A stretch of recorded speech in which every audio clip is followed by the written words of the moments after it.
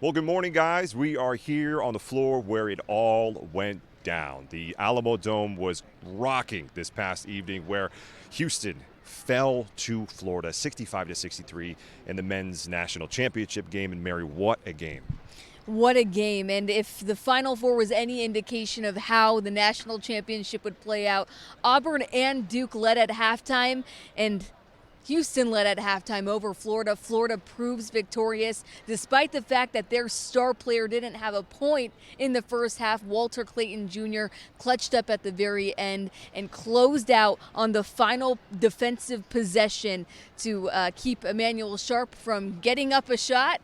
And just like that, Florida wins its third national championship in program history. And we heard from Clayton Jr. right after the victory. Yeah, man, I was just couldn't believe it a little bit. I just thankful, man. That's really the only word, emotion that comes to mind. Just thankful. Well, from a victorious point guard in the victory locker room to the Houston Cougars point guard L.J. Cryer, who had this to say after the emotional loss for his Houston Cougars. I would appreciate it more if we won, but I mean, it was a hard-fought game from both teams. It was a mistake.